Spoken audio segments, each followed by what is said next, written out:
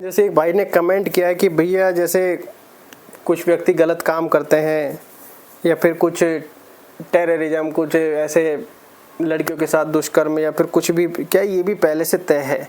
देखिए, जीवन में कुछ चीज़ें वो कहते हैं ना, अंतिम समय में आपकी भावनाएं कैसी है, और कहीं कि जिसके साथ कोई चीज़ें होनी है तो ईश्वर थोड़ी ना आएंगे, उसके पैरामीटर में वो चीज़ें लिखी जानी है।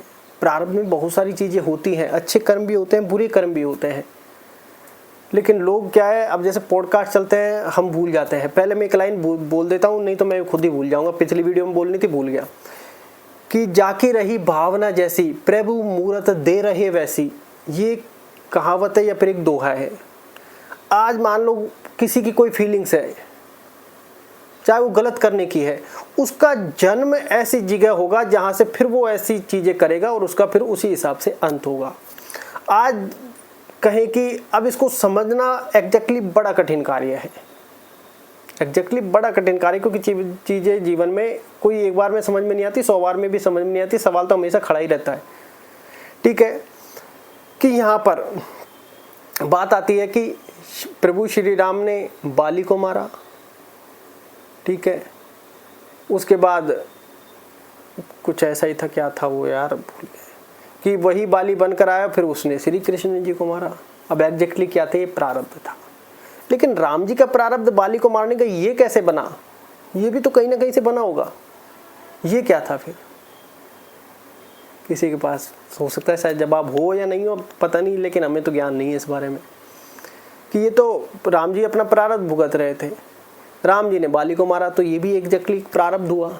लेकिन इसका दूसरा सेंटेंस कि राम जी ने बाली को मारा, उसका बाद वो उनका प्रारब्ध बना, श्री कृष्ण जी के भूमिका में बाली जो भील बना उसने तीर चलाया और मर गया। लेकिन ये राम जी वाला भी तो कहीं ना कहीं से, क्योंकि हर व्यक्ति प्रारब्ध भोग रहा है। राम जी 14 वर्ष के वनवास वो प्रारब्ध के अनुसार चले, ऐसा ही बोला जाता है। तो एग्जैक्टली जीवन में किसके साथ कब क्या होना है, बहुत से लोगों के अफेयर्स लिखे हुए आते हैं, कर लेते हैं, वो गलत हो जाता है।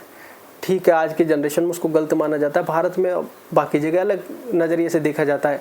लेकिन कुछ ना कुछ चीज़ तो रूल कर रही होंगी उनके जन्म कुंडली में, कुछ ना कुछ ऐसा योग तो बन रहा होगा। जैसे कहा जाता है, जैसे आज मान लो आपका जेल का योग है, मैं आप ही से सवाल करता हूँ, या फिर सवाल नहीं, इसको एक सेंटेंस में लेते हैं। सवाल में तो फिर कमेंट्स आ जाएंगे, फिर इतनी वीडियोज़ नहीं बन पाती। कि किसी का आज मान लो जेल योग है और वो धार्मिक व्यक्ति है, अब बताइए क्या होना है? कुछ ना कुछ तो होगा, कुछ ना ऐसा कृत्य उसके द्वारा लिखा होगा। नहीं भी लिखा होगा, गलत इल्जाम में फंस जाएगा। अब यहाँ पर फिर वही सवाल उठ जाता है यार कि वो धार्मिक व्यक्ति, गलत इल्जाम उसके ऊपर लगाया, आपको पता है, फिर वो फंस गया, जेल योग बन गया, वो अपने एफर्ट्स लगा रहा है, उसकी सब बहुत लोगों से जान पहचान है, पॉलिटिशियन भी मान लो उसकी अच्छी जान पहचान हो, फिर भी वो नहीं निकल पा रहा है, समय से पहले नहीं निकलेगा। तो क्या व्यक्ति अब मान लो फिर उसका जेल योग गलत कर्म नहीं करेगा, या फिर उसके द्वारा कुछ गलत कार्य नहीं होगा, या किसी का अहित नहीं होगा? जिसका अहित होगा वो उसका प्रारब्ध होगा। तो एग्जैक्टली मामला गोल ही होगा अपना। तभी तो कहते हैं निमित्त माध्यम बड़ी भूमिका है हमारे द्वारा। हम भी नहीं जानते कौन से कर्म लिखे हुए। बचपन को अगर हम याद करें, हर व्यक्ति अगर अपने बचपन से लेकर अब तक याद करे, वो उसके मुंह से एक ही शब्द निकलेगा, यार इतने कर्म तो हमारे साथ गलत गलत, या हमारे द्वारा इतने गलत हो गए। कुछ में मान लो हमारी कुछ में इच्छा होगी, कुछ में तो नहीं थी। तो एग्जैक्टली नहीं समझ सकता कोई। वो कहते हैं कि जाकी रही भावनाएं जैसी, प्रभु मूरत दे रही वैसी, कि जिसकी अंतिम समय में जो इच्छा बाकी रह गई। किसी को मान लो कोई खूबसूरत लड़की के प्रति अट्रैक्शन हो गया, पता चला उसके अगली जर्नी में वो उसकी वाइफ बनकर आ गई, इच्छा पूर्ति हो गई। अब फिर यही वाली, यार ये लड़का कैसा है, लड़की कैसी है, तो कहीं ना कहीं तो उसकी भावनाएं जुड़ी होगी अंत समय में। क्योंकि बहुत सारे जब एपिसोड देखते हैं कि एक तरफ भगवान होता है, एक तरफ अप्सरा होती है, तो व्यक्ति अप्सरा की ओर भाग जाता है। तो ऐसे मतलब एपिसोड में देखने को मिलता है, बाकी रियलिटी क्या है। तो यहाँ पर भावनाओं का भी बहुत बड़ा रोल कहा गया है। मान लो आज आपका युद्ध हो गया, मान लो आज आपके घर में लड़ाई भी हो गई, ठीक है, जो होना था हो गया, आप अपने रूम में आ गए, आ गए। अब रूम में आने के बाद आपके मन में द्वंद्व चल रहा है, मन में भावनाएं बुरी बुरी चल रही हैं, आप मन में लड़ाई कर रहे हैं, यार ये क्यों, ये मैं कर दूँ, ये कब, ये बड़ा खतरनाक है। होना था हो गया। अब आपने आपको रिलैक्स करें, रिलैक्स नहीं हो रहा है तो चुपचाप आंख बंद करके बैठ जाए, ध्यान करें।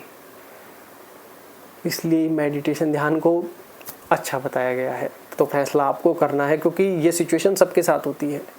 बाकी इसमें कितना सही कितना गलत ये तो राम जाने,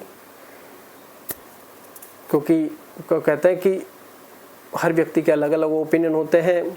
सारे व्यक्ति महाज्ञानी होंगे, हम महाज्ञानी हैं, हमें नहीं पता, हम निमित्त माध्यम मात्र हैं। जो भी जैसे जो कमेंट था दैट्स इट।